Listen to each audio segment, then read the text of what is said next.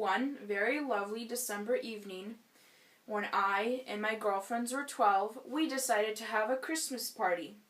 Why not have a Christmas party? It was a very Christmassy evening. It was chilly outside. There was a chance of snow. We were all very giddy and excited. And everyone brought food and cookies and gifts. And it was a wonderful evening. To boost the Christmas spirit, we lit.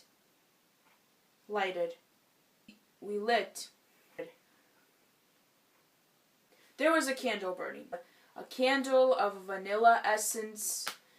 So we gathered around the coffee table on which the candle was standing, and we just started digging right through those gifts. I, being the only one who actually enjoys wrapping gifts, was the only one who wrapped the gifts.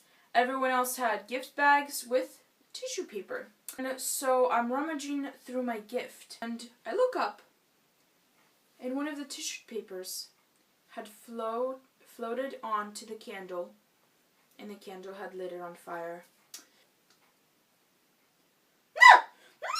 After I shrieked first, everyone else proceeded to start screaming, and there was just a solid 20 seconds of 12-year-old girls screaming in chaos and fear.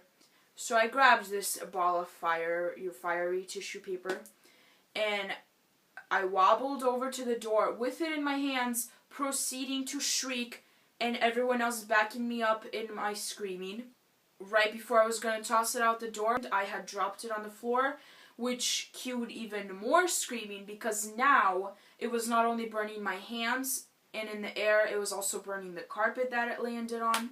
I picked it up. I threw it out the door. Half of it had already disintegrated because it is tissue paper and tissue paper disintegrates. My friend, very dramatically and slowly, had closed the door. We had formed a natural circle, and we just realized that we had gone through a traumatizing event in under 30 seconds that no other 12-year-olds had probably ever gone through. Maybe they have, but we sure felt special. Couple of minutes of silence, the fear still present in our hearts and in our bright, childish, innocent eyes. Now, in reality, was it like that? Probably not. If you were to watch these 12-year-old girls from the side, you would probably be laughing. But unfortunately, I was one of those 12-year-old girls, and at the moment, I didn't think it was funny. I think the most humorous part of this whole event is that my brother, my older brother with his friend, were home in this very room. And they heard nothing, and they suspected nothing.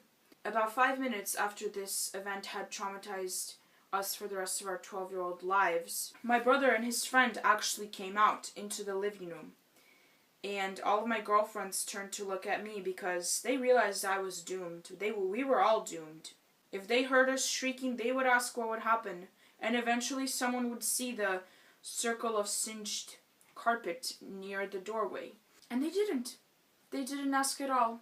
My brother gave me just a quick glance as usual. Nothing.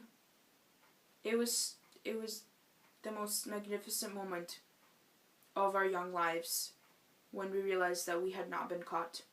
The next morning, guilt was eating away at me. I felt more comfortable telling my father. At least this way he would get me in trouble without embarrassing me in front of the rest of my family. I said, "Father, I need to tell you something serious." He looked at my innocent 12-year-old green eyes, smiled and said, "Let's go for a walk." I sighed deeply and realized that I was leading myself to my own doom by telling him this piece of information. I said, "Dad, yesterday I almost burned the house down." To my surprise, he had laughed at me. I thought that I was going to die for this ignorant move that I had made to light a candle without my parents' permission. He had continued to laugh at me, and in the end just said that I can't light candles anymore. I felt like crying and laughing at the same time, because to 12-year-old me, that was the most surprising reaction I could have gotten. My dad is pretty lenient, but when he gets mad, he gives me some standards to follow, and he does punish me. But here, all he said was, don't ever light candles without our permission again. It was so relieving. It was probably one of the best moments of my December, is when I realized that I was not going to die for what I had done. Despite my father's mercy on me, it was a disturbing event that I will never forget. In reality, it had not been that bad, but to my 12-year-old brain, it was absolutely terrifying. Listen to your parents. If they tell you to not light a candle, don't light a candle. If they tell you to not put your chicken nuggets in the microwave for 5 minutes, don't do it. Please, just, it'll stink up your house so much. Just don't do it. And don't play with fire, especially when it's just you and your friends.